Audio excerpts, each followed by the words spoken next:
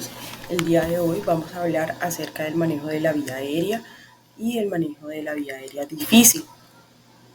Como para comenzar, entonces tenemos la anatomía de la vía aérea, que va a ser dividida en varias partes. Estamos aquí en la gráfica mostrando lo que es la cavidad nasal, la faringe, la laringe, la tráquea, los bronquios principales, los pulmones con el árbol bronquial, que finalmente va a llegar a una ramificación y van a llegar al componente de la barrera alveolo capilar, en donde se va a dar el intercambio de oxígeno. Para hablar de la cavidad nasal tenemos que está dividida en tres partes. La nariz externa, formada por en forma de pirámide, tiene dos fosas nasales, están compuestas por una parte cartilaginosa y una parte ósea. La parte ósea son procesos nasales de los huesos frontales, el nasal y también el proceso ascendente del maxilar. La parte cartilaginosa está por el cartílago nasal superior, nasal inferior y el cartílago cuadrilateral. También se encuentra inervado por el nervio facial y se encuentra también una parte que es el vestíbulo, que es prácticamente la entrada a la cavidad nasal, la cual está delimitada por un epitelio estratificado escamoso. La cavidad nasal va a tener una fosa nasal derecha y una fosa nasal izquierda, la cual va a estar dividida por el tabique nasal, y cada fosa se va a comunicar con los senos paranasales a través de ostios nasales y a la nasofaringe a través de la coana posterior. Cada fosa nasal va a tener un piso, un techo, una pared medial y una pared lateral. En la pared lateral, pues va a ser una de las partes más importantes. Está compuesta por la concha nasal superior, media e inferior. Entre cada concha hay meatos superior, medio e inferior, en donde estos son muy importantes porque ahí van a drenar senos. Por ejemplo, en el meato superior drena el seno etmoidal posterior, en el medio el seno maxilar y el seno etmoidal y seno frontal. Y ya para la pared medial de la fosa nasal, pues corresponde al septo nasal. El techo corresponde al hueso nasal frontal y la lámina cribiforme del etmoides y también del cuerpo del efenoide. El piso va a estar dado por el paladar duro en cuanto a la cavidad nasal y el epitelio va a ser estratificado escamoso en el vestíbulo y a nivel de la cavidad en la parte compuesto por un epitelio cilíndrico simple. En cuanto a las funciones de la nariz, pues tenemos que está el paso de aire de la vía aérea, está presencia de inmunoglobulina A, y la función es humedecer y también la resonancia de la voz y filtrar partículas que se encuentran suspendidas en el aire. En cuanto a la faringe, se define como una estructura tubular. La nasofaringe como tal va a comprender lo que es la nasofaringe, que es la parte superior y donde están presentes las coanas, la orofaringe, que es la parte media y el istmo de la fauce, y la hipofaringe, que es la unión de la laringe con el esófago a nivel de C4 y C6. La comunicación pues se va a comunicar a través de la laringe por la glotis. Para la laringe, pues tenemos que es una estructura tubulocartilaginosa ubicada a nivel vertebral entre C4 y C6. La laringe se va a componer de un hueso que es el hioide y 11 cartílagos. Los cartílagos pueden ser simples como el tiroideo y el quicotiroideo y el epiglótico, y pares cartilaginosos como el aritinoide, los corniculados, coniformes y los tritasiales. La estructura como tal, entonces vamos a ver los cartílagos, es cricoides, pues que prácticamente es el que denominamos como forma de anillo de sello, rodea completamente la vía aérea, va a tener una lámina de cartílago cricoides ancha que va a ser la cara posterior, y en la vía anterior va a ser un poco más delgada. Va a tener pues el arco del cricoide, pues va a ser más anteriormente estrecho. Y otro cartílago simple es el cartílago tiroide, es el más grande de los cartílagos laríngeos, formado por una lámina derecha y una lámina izquierda que se encuentran separadas posteriormente, pero convergen y se unen de manera anteriormente, como lo vemos en la gráfica, y va a tener también una parte que es la escotadura tiroidea superior. En cuanto a la epiglotis, pues tenemos que está en forma de hoja, se une en su cara anterior al cartílago tiroides y el margen superior de la epiglotis está detrás de la parte faríngea de la lengua. La mitad inferior de la superficie posterior de la epiglotis se levanta ligeramente para formar un tubérculo epiglótico. Otros cartílagos laríngeos que son pares son los aritenoides, que tienen forma piramidal, tres superficies, una base y un vértice. Los corniculados, que tienen forma cónica, que su base se articula con los vértices de los cartílagos aritenoides. Y los corniformes, que son los famosos que tienen forma de palo de Wolf, que se unen anteriormente a los cartílagos corniculados y están suspendidos en la parte de la membrana fibrolástica de la laringe, que se une a los cartílagos aritenoides. En cuanto a la epiglotis y los pliegues laríngeos, pues tenemos que la epiglotis es estrecha, en forma de omega.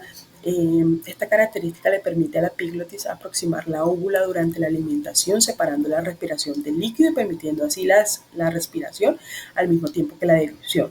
Las cuerdas vocales, pues tenemos que las cuerdas vocales en el lactante pues van a ser anguladas, dado que la inserción anterior es más caudal que la inserción posterior.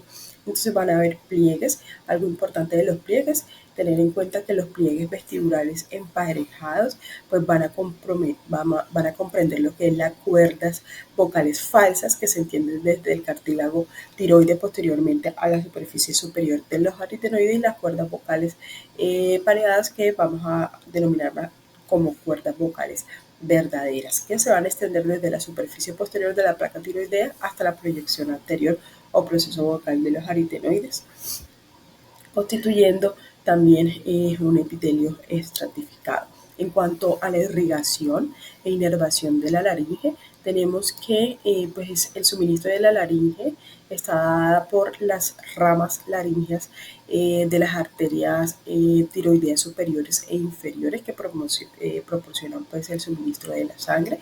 En cuanto a la parte nerviosa, pues tenemos el nervio laringeo superior, que tiene dos ramas internas, que proporciona inervación sensorial a la región supraglótica, y la rama externa de inervación motora al músculo cricotiroideo. El nervio laríngeo recurrente va a proporcionar inervación sensorial a la laringe subglótica e inervación motora de todos los demás músculos. En cuanto a algo muy importante que hay que tener en cuenta, es el espacio subglótico en la edad pediátrica. Va a ser la parte más estrecha de un lactante.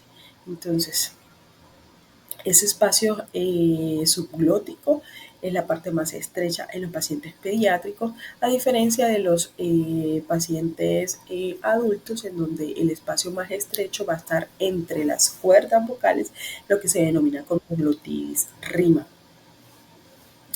En contraste con el niño, pues es común que un tubo pase fácilmente en el niño por las cuerdas vocales, pero no a través de la apertura subglótica. Entonces, tener en cuenta esta parte. A medida que el niño crece, pues digamos que las proporciones en cuanto a la edad adulta se van dando cerca de los 10 o 12 años a medida que los cartílagos se van madurando. En cuanto a las funciones de la laringe, una de las funciones es la inspiración, que básicamente pues, es dada por el descenso de la laringe por aumento de la presión intratorácica negativa, en donde hay un estiramiento longitudinal que aumenta la distancia entre los pliegues aritenoepiglóticos y vestibulares entre los pliegues vocales, como tal, que lleva a una contracción de los músculos intrínsecos de la laringe, y esto lleva a un movimiento lateral de los aritenoides vestibulares y además de los pliegues vocales. En cuanto a las funciones de la laringe, pues tenemos en cuenta que hay también un cierre glótico que se da durante la expiración forzada, que es el cierre glótico forzado o maniobra de Valsalva. Es un cierre laringio voluntario. Entonces, el cierre glótico forzado ocurre en varios niveles. Entonces, primero se da una contracción de los músculos laringios, lo cual lleva a una reducción de la distancia interaritenoidea y llevando un balanceo anterior y movimiento medial de los aritenoides, en este caso una posición de los pliegues bucales vestibulares y ariepiglóticos, lo que lleva a un acortamiento longitudinal de la laringe y una contracción del tiroideo, que como tal lleva a un mayor cierre, a diferencia con el cierre, digamos, involuntario, que va a ser lo que es el laringoespasmo. El primero, pues una de las diferencias es que el laringoespasmo se acompaña de un esfuerzo no expiratorio, sino inspiratorio, y que va a separar longitudinalmente el pliegue bucal de los pliegues vestibulares. Esto es lo que le mencionaba en cuanto al laringoespasmo anteriormente. Otra de las funciones de la laringe eh, va a ser la deglución, dado por el cierre glótico durante la deglución, que también es similar a lo que ocurre durante el cierre forzado de la glotis. Entonces, la protección glótica se logra principalmente mediante la posición de los pliegues laringios y, en segundo lugar, mediante el movimiento ascendente cefálico de la laringe. El movimiento hacia arriba de la laringe acerca el cartílago tiroides al hueso ilioides, lo que da lugar al plegamiento de la epiglotis sobre la apertura glótica, con pérdida de la conciencia o cuando se da pues estas pérdida de la conciencia o sedación profunda en algunos pacientes, pues se pierde este mecanismo protector normal que hablábamos, y lo que va a conllevar es que el paciente puede tener o puede estar predispuesto a una aspiración pulmonar de los contenidos faríngeos. Otra función de la laringe pues es la fonación. La fonación se realiza mediante la alteración del ángulo entre los cartílagos tiroides y cricoides y mediante el movimiento medial de los aritenoides durante la inspiración. Estos movimientos resultan en la alteraciones finas como tal en la tensión de las cuerdas vocales durante el movimiento del aire, causando la vibración de las cuerdas vocales, como veremos en este video.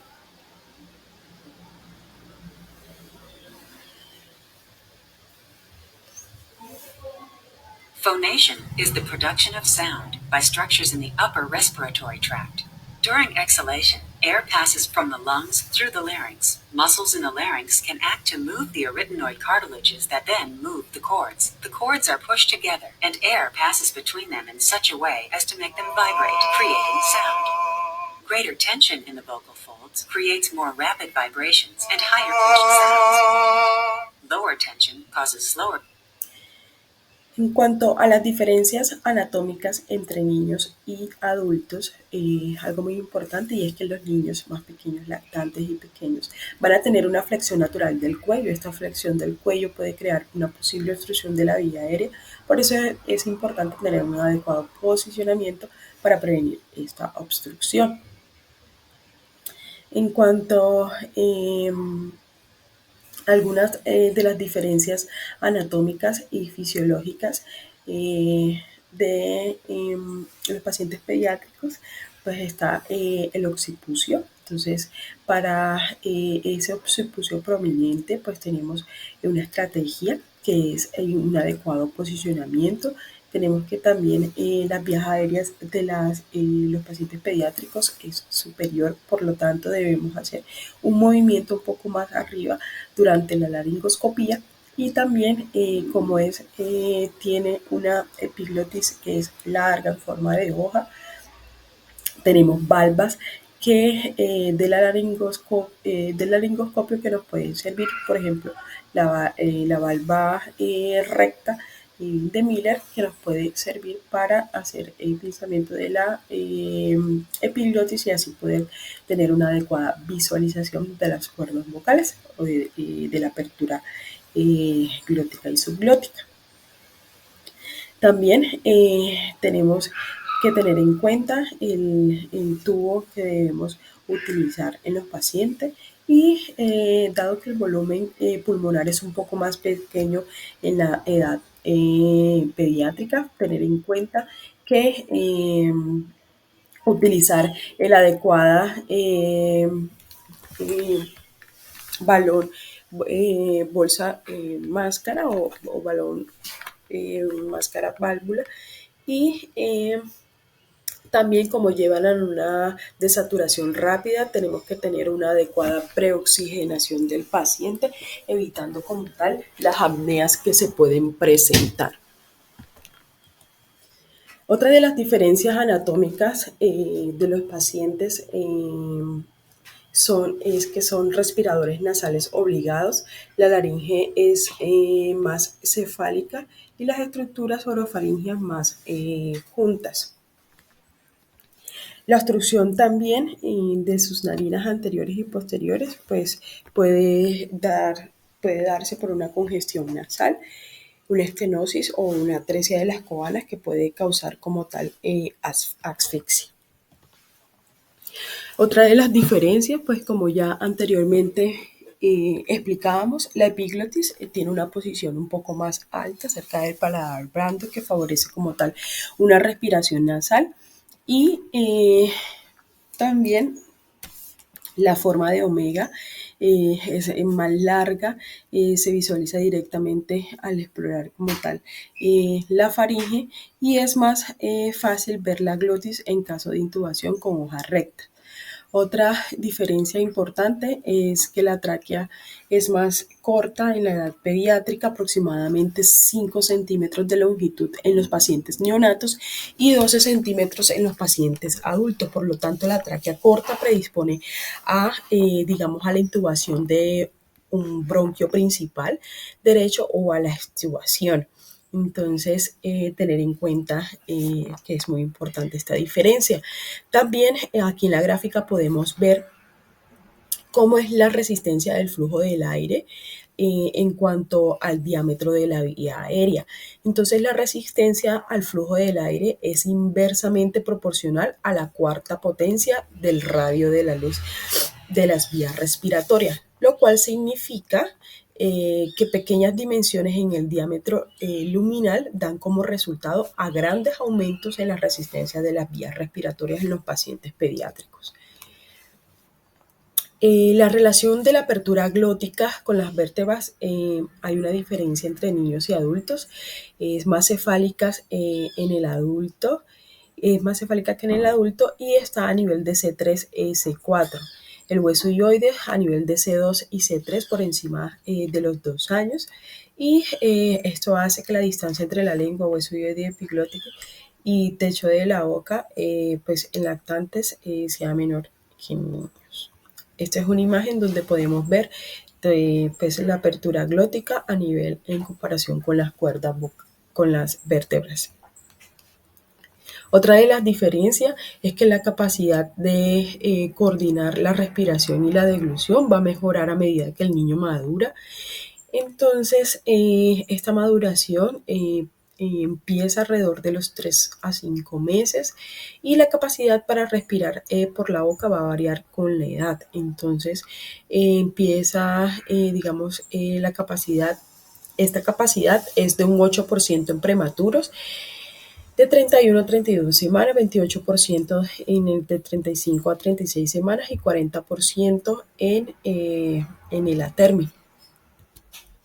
Otra de las diferencias es las cuerdas vocales que en el adulto pues tienen ubicación más horizontal, mientras que en el niño tienen un ángulo de inserción más caudal y por lo tanto se encuentran más inclinadas. Entonces, también pues en el adulto la ubicación es perpendicular a la tráquea y pues causa como tal un ángulo perpendicular.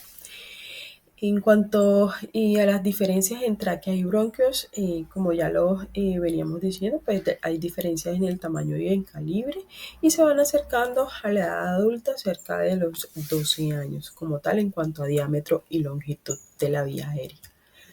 En cuanto a la fisiología de la vía respiratoria, tenemos que como tal, la tráquea intratorácica pues está sujeta a tensiones diferentes a las de la porción extratorácica. Durante la expiración, la presión intratorácica permanece ligeramente negativa, manteniendo la permeabilidad de la tráquea y los bronquios intratorácicos. Sin embargo, durante la inspiración se necesita una mayor presión intratorácica negativa que dilate y estire la tráquea y los bronquios intratorácicos para permitir un adecuado volumen tidal. La obstrucción, aquí podemos ver una gráfica cuando se da obstrucción de la vía extratorácica superior, en donde durante la expiración, pues contra la obstrucción da como resultado una presión intratorácica más negativa que dilata aún más las vías respiratorias intratorácicas. Entonces el efecto va a ser un colapso dinámico de la tráquea extratorácica por debajo del nivel de la obstrucción, como vemos en la imagen, lo que va a causar un estridor inspiratorio que es prominente. Esto se puede dar, digamos, en los casos donde hay epiglotitis o donde hay un cuerpo extraño en la vía superior. También acá podemos ver cómo se da lo que es la obstrucción traqueal intratorácica. Por ejemplo, cuando hay un cuerpo extraño, un anillo vascular, el estridor puede ocurrir durante la inspiración, tanto como la expiración. Y en la obstrucción de la vía aérea inferior, como el asma y bronquiolitis, puede producirse un colapso intratorácico y bronquial significativo como resultado de la fase expiratoria, da como resultado una fase expiratoria prolongada y un aumento considerable de la presión extraluminal positiva. En cuanto al trabajo respiratorio, pues tenemos que en cuanto a la parte torácica del paciente pediátrico, es cartilaginosa, suave, es muy maleable. Por ejemplo, en los neonatos las costillas pues proporcionan menos soporte para mantener una presión intratorácica negativa, y esta falsa presión intratorácica negativa combinada con el aumento de la distensibilidad de los bronquios pues puede llevar a un cierre funcional de las vías respiratorias con cada respiración. Por lo tanto, en bebés y niños la resistencia de las vías respiratorias pequeñas representa la mayor parte de lo que es el trabajo respiratorio, mientras que en los adultos las fosas nasales proporcionan la mayor proporción de la resistencia como tal al flujo. Entonces, en presencia de una mayor resistencia de la vía aérea o una disminución de la distensibilidad pulmonar, pues se requiere un aumento de la presión transpulmonar para producir un aumento, pues un adecuado volumen tidal, y por lo tanto se aumente el trabajo respiratorio. Cualquier cambio como tal de la vía aérea que aumente el trabajo respiratorio, pues puede provocar insuficiencia respiratoria. En cuanto a la evaluación y el manejo de la vía aérea, pues tenemos que indagar acerca de la historia clínica y indagar sobre si el paciente ha tenido síntomas como tos, laringoespasmo, si tiene ronquidos o ruidos respiratorios patológicos de la vía aérea, como son roncos, sibilancias, si la tos es súbita o si ha tenido tos nocturna, o si el paciente ha tenido episodios de croup y de intubaciones anteriores, y si el paciente está cursando de pronto con un ruido de la vía aérea superior, como es el estridor. También debemos indagar acerca de síntomas como la disfonía, que nos pueden dar datos sugestivos de laringitis, parálisis de las cuerdas vocales o papilomatosis, y también indagar sobre las terapias que tenga el paciente. Por ejemplo, el tratamiento controlador para asma o para crisis de broncoespasmo. Indagar si tiene neumonías a repetición, sobre todo también cuando sospechar si el paciente tiene una neumopatía crónica, y pues recordar también que para esto es ideal también tener en cuenta la antropometría de nuestro paciente. También preguntar acerca de signos de atoramiento en la historia clínica para ver si el paciente de pronto pudo haberse de pronto ingerido algún cuerpo extraño y que haya quedado en la vía aérea. También hay que indagar sobre problemas anestésicos previos. Entonces, vamos a hacer un examen con el aspecto general, la expresión facial, si el paciente tiene aleteo, respiración como tal por la boca, el color de las mucosas, cómo es, si tiene ruidos expiratorios o inspiratorios. Y aquí para la evaluación también tenemos lo que es el Malampati, idealmente para los niños colaboradores de 6 años en adelante, con una sensibilidad del 75%, una especificidad del 96%, con un valor predictivo negativo del 99% y valor predictivo positivo del 42%. La clase 1 pues es la clase, digamos, donde podemos sugerir que la vía es una vía aérea fácil de manejar, y la 4 pues ya una vía aérea difícil. Entonces tenemos que en la clase 1 podemos visualizar tanto el paladar blando, úvula y pinales amigdalinos, y en la clase 2 visibilidad del paladar blando y la úvula. En la clase 3 tenemos visibilidad del paladar blando y base de la úvula, y ya en la clase 4 imposibilidad para ver el paladar blando. Cuanto al manejo de la vía aérea, pues tenemos primero que posicionar al paciente de manera adecuada para alineamiento de los ejes.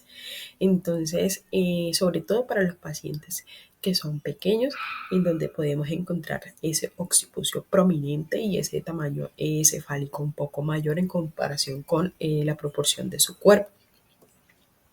En cuanto a los dispositivos que podemos utilizar para el manejo de la vía aérea, tenemos las mascarillas que están disponibles en muchos tamaños y formas, y los cuales van a tener pues una llanta inflable que se adapta tanto al contorno de la cara para proporcionar un sello que es pues atraumático y que permite la visualización de la humedad, y también podemos visualizar si el paciente tiene secreciones, y también podemos visualizar el color de los labios y descartar pues que no esté cursando con cianosis.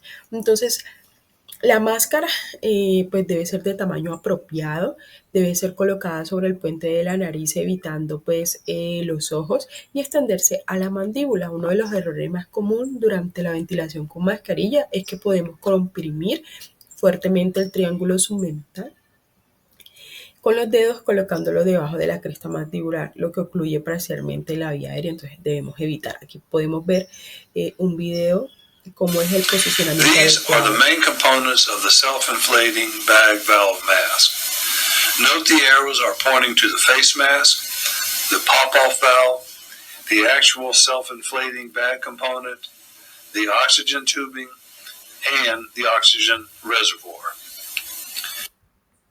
Tener en cuenta que debemos ejercer la presión adecuada para nuestro paciente, y que la ventilación de bolsa, mascarilla, válvula, pues sea del tamaño adecuado para el paciente. Aquí podemos ver uno de los posicionamientos adecuados para la mascarilla facial, en donde pues ahí está ubicada en el puente, rodeando pues el borde de la mandíbula, y aquí podemos utilizar la técnica en C o podemos hacer la técnica bimanual. Otro de los dispositivos son las cánulas orofaringia, en donde ya sabemos que la lengua de un bebé pues puede obstruir la vía aérea, y pues puede ser de mucha herramienta utilizar las cánulas orofaringias para incluso dar una adecuada ventilación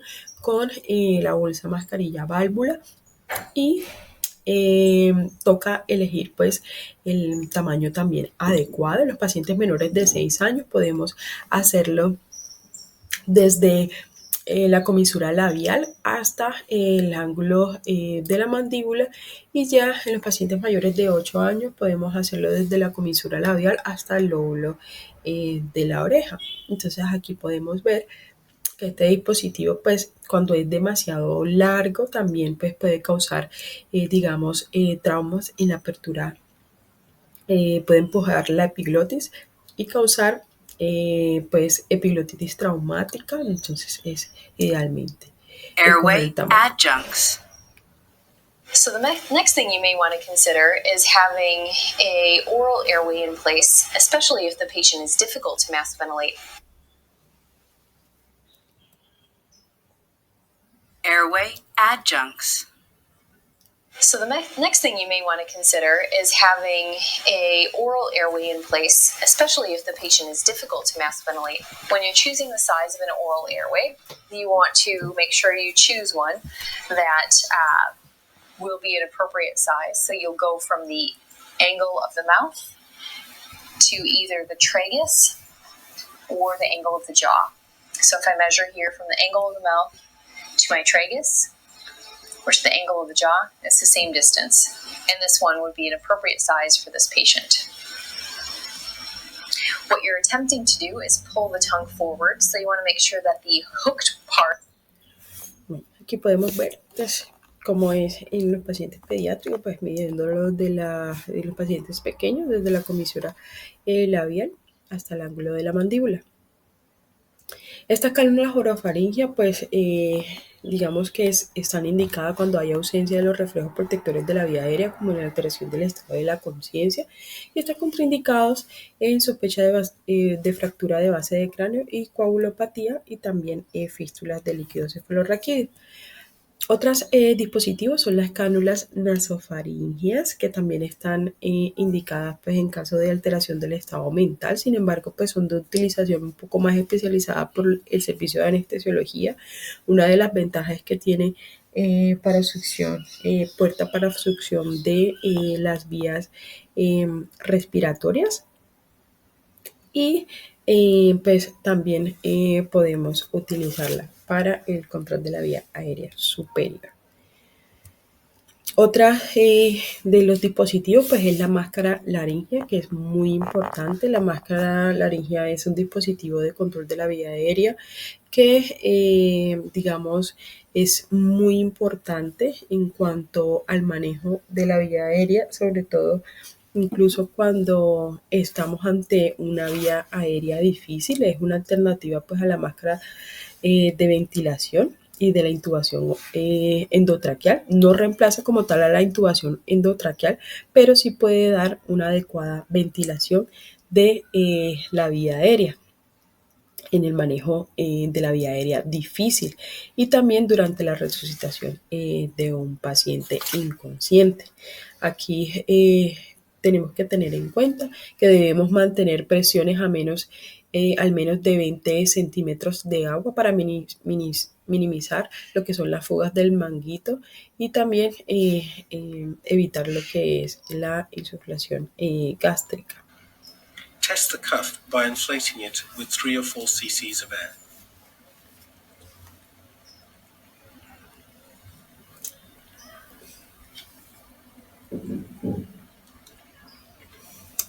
Tenemos que tener en cuenta, idealmente, verificar de que no Some tenga pues practitioners fuga prefer to leave some nuestro air in the equipo. cuff, as this prevents folding over during insertion.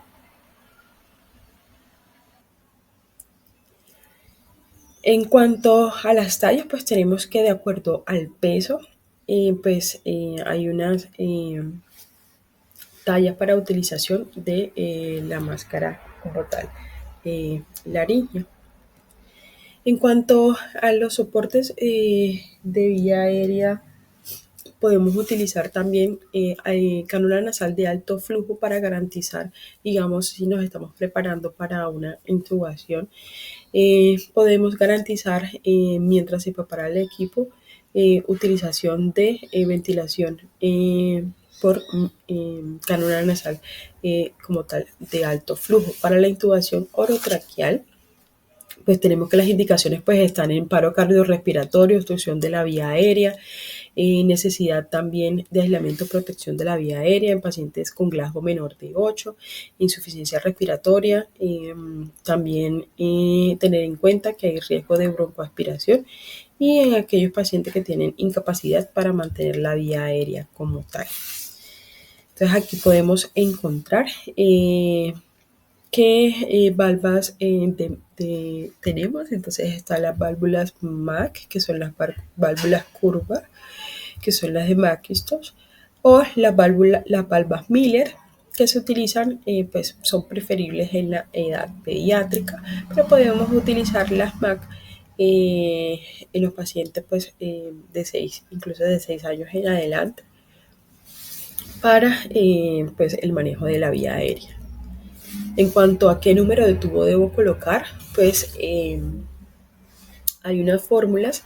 Entonces, sin balón es edad en años entre 4 más 4 y con balón edad en años entre 4 más 3.5.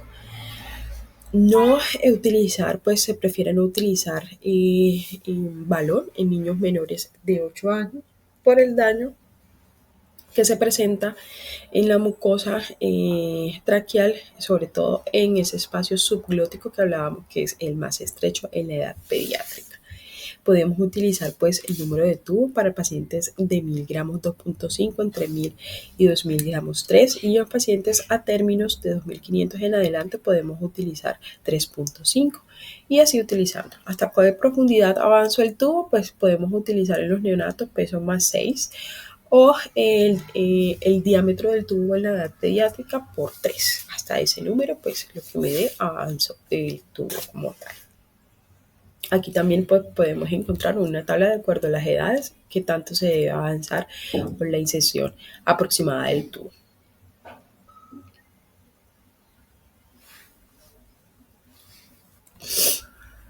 Aquí podemos ver cómo avanzar, pues, hacer la laringoscopía, avanzar la hoja hacia el esófago y luego retirarla lentamente para poder visualizar como tal la laringe. Es una técnica que debe, digamos, evitarse. Lo que se tiene que hacer es desplazar pues la lengua para a tener una adecuada visualización.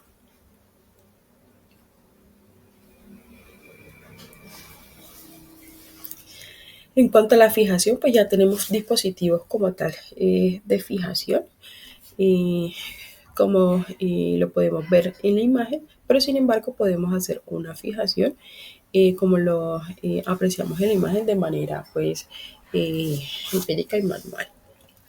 Esto es un estudio en cuanto se evaluó lo que es utilizar tubos orotraqueales con o sin balón.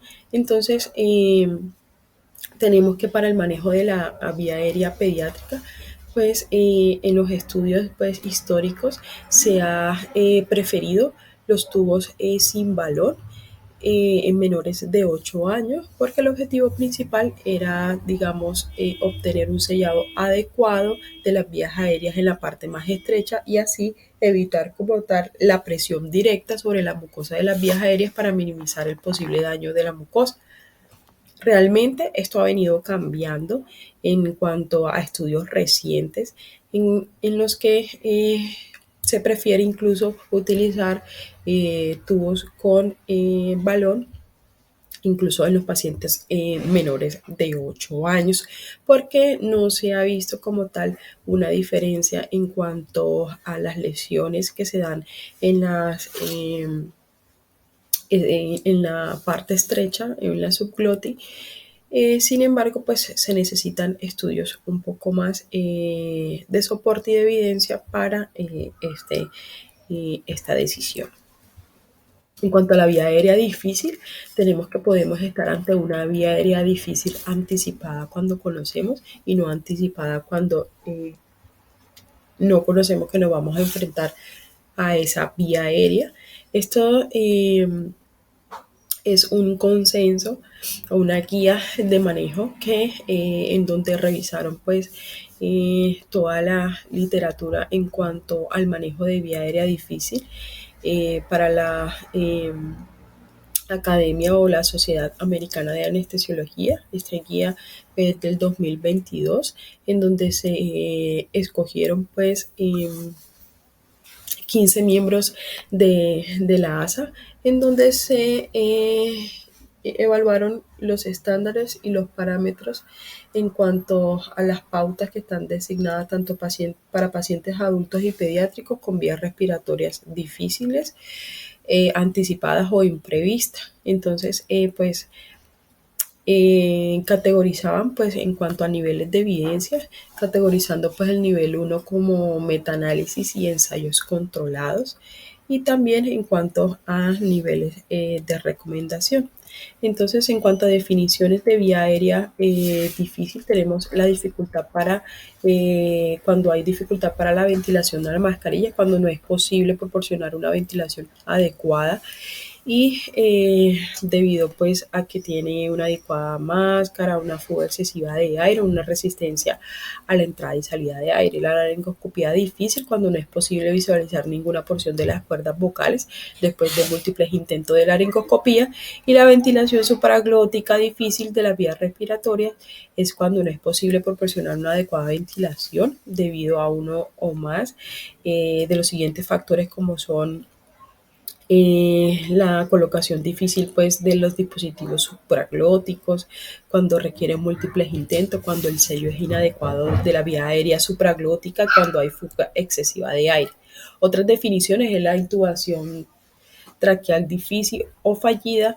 La intubación traqueal pues se denomina como falla después de múltiples intentos, y la extubación traqueal difícil o fallida es cuando hay la pérdida de permeabilidad de las vías respiratorias y ventilación adecuada después de la extracción de un tubo traqueal de la vía respiratoria supraglótica.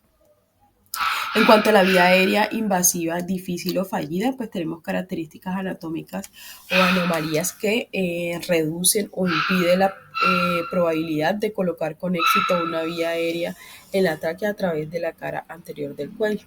Entonces, cuando también denominamos ventilación inadecuada, cuando el dióxido de carbono exhalado está ausente o es inadecuado, cuando tiene movimiento ausente o inadecuado como tal de los ruidos respiratorios, y cuando los signos ocultatorios pues, de obstrucción pues, son graves.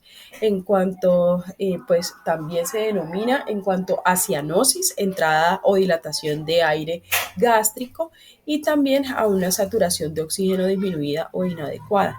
¿Qué pregunta nos debemos hacer cuando hay una vía aérea difícil? Pues tener en cuenta cuáles son, digamos, la historia del paciente, como son pues anormalidades o síndromes, si el paciente tiene una fase sindrómica, mirar la composición de la cara, la mandíbula y como tal el maxilar, ver si puedo dar una adecuada ventilación con la bolsa válvula mascarilla, si puedo visualizar como tal la apertura glótica con el laringoscopio, y tener en cuenta que debo tener dispositivos supraglóticos, y evaluar también la necesidad de un experto como el anestesiólogo para manejo de vía aérea difícil, o ya para un manejo de vía aérea como tal quirúrgico. Aquí podemos ver una de las, sitios donde se puede ver anormalidades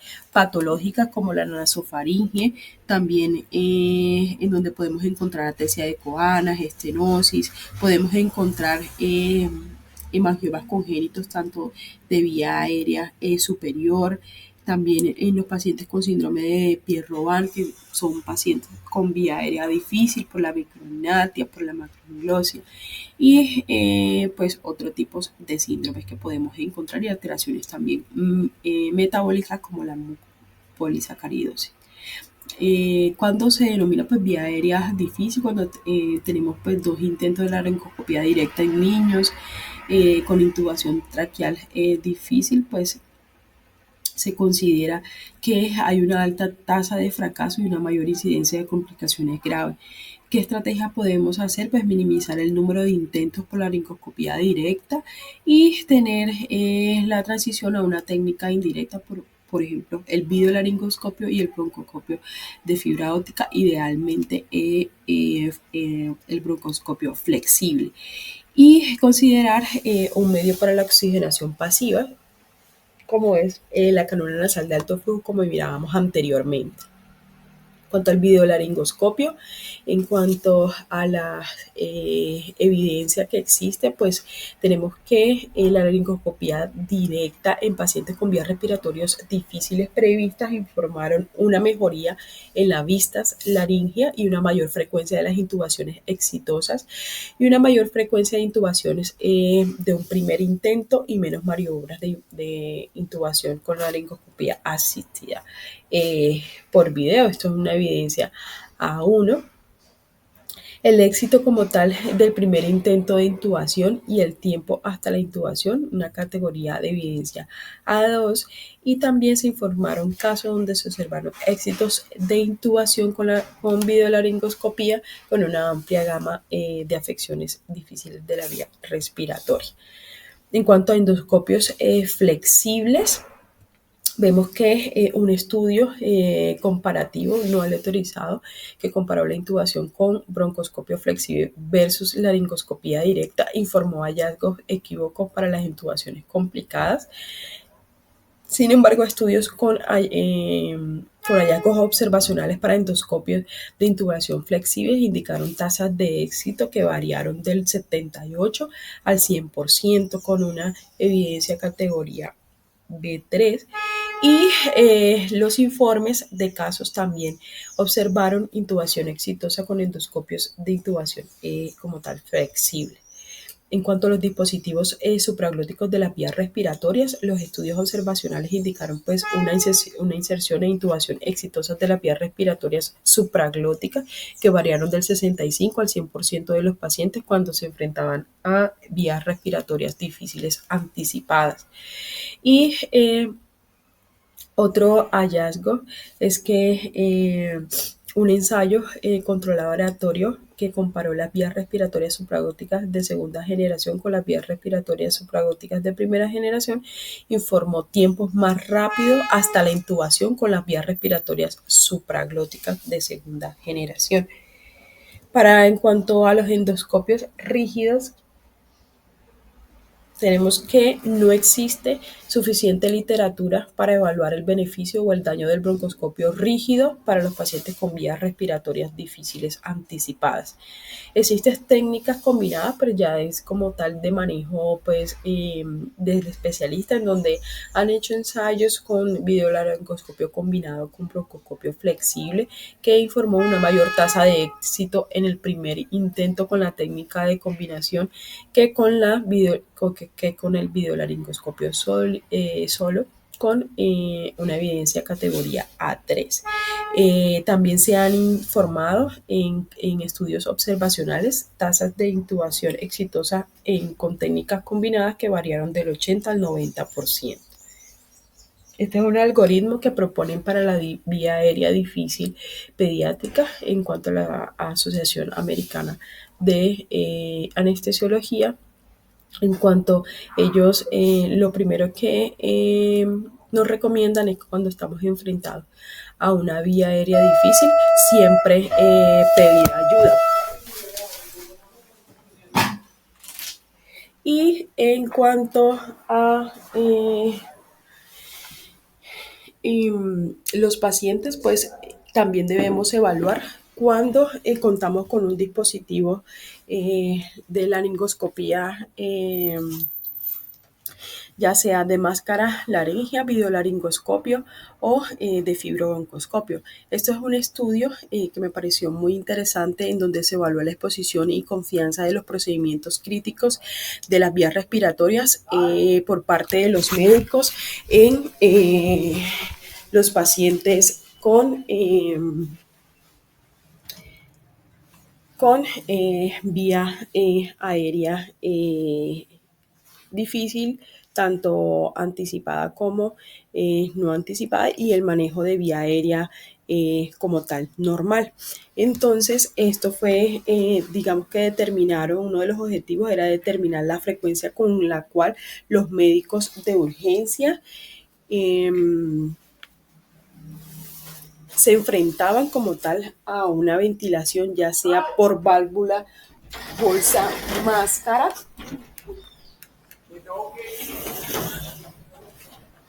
y también una intubación en cuanto a la inserción de la máscara laringea.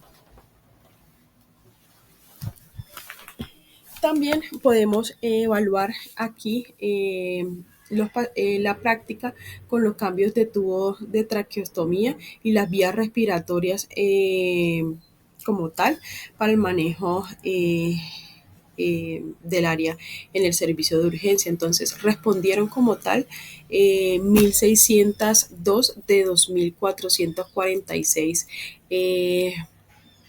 encuestas en 96 sitios en donde se reportaron que los médicos, el 85% estuvo expuesto a una ventilación con bolsa mascarilla y el 59% como tal había realizado una intubación orotraqueal. En un menor porcentaje, vemos que el 17%, aproximadamente 248, habían colocado la mascarilla laringea y el 23% habían cambiado el tubo de traqueostomía y el 1% había realizado como tal una vía aérea quirúrgica. De los encuestados, el 13% de los médicos informó, digamos, una oportunidad de supervisar, pero no de proporcionar intubación orotraqueal. El porcentaje como tal de los médicos que informaron confianza en la realización de cada procedimiento, pues fue un 95% para los que proporcionaron ventilación con bolsa, mascarilla, válvula y posteriormente ya digamos la confianza para tanto la manejo de vía aérea con dispositivos supraglóticos pues varió con la edad. Esto es un estudio en donde se evaluó como tal o se comparó las técnicas como tal de videolaringoscopio directo, el dispositivo supraglóptico y también para la videolaringoscopía. Entonces, 45 profesionales experimentados en las que manejaron vías aéreas respiratorias. Esto lo hicieron en un maniquí pediátrico que representaba a un niño de 6 años. Entonces, con collarín cervical colocado y en posición sentada, la cabeza del maniquí solo era accesible desde el lado anterolateral izquierdo. Una demostración estandarizada en el manejo de las vías respiratorias con Maquisto. Entonces, ¿qué evaluaron? Entonces, que la tasa de éxito fue del 95% tanto para la laringoscopía directa como para los dispositivos supraglóticos y del 93% para la videolaringoscopía. El tiempo de ventilación fue significativamente menor con los dispositivos supraglóticos en comparación con la laringoscopía directa y la videolaringoscopía. ¿Esto qué quiere decir? Que con mayor facilidad pues se llegaba a un tiempo de ventilación pues menor y no tan prolongado pues para los dispositivos supraglóticos. Entonces esto es una ventaja muy buena. El tiempo entonces de ventilación fue de 31 segundos para la laringoscopía directa, de 46 segundos para la videolaringoscopía y miren que para 20 segundos para los dispositivos supraglóticos. También se evaluó lo que es el porcentaje de apertura glótica, que mejoró significativamente en un 100% con la videolaringoscopía que en comparación con la laringoscopía directa que fue de un 80%.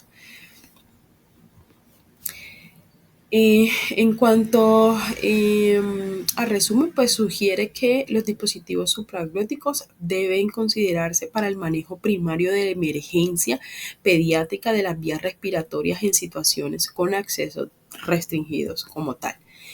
En cuanto a intubación en COVID, pues este es un estudio que se hizo en, en China, en donde evaluaron lo que es, en Hong Kong, en donde evaluaron lo que es cómo ventilar al paciente pues pediátrico con COVID. Entonces, básicamente lo que hicieron pues es un sistema cerrado en donde también el aire saliente debería ser pasado a través de un aire, de una filtración de partículas de alta eficiencia, que como tal era un filtro, y también que, digamos, el sistema estuviera cerrado hasta la conexión, hasta el ventilador, para evitar como tal la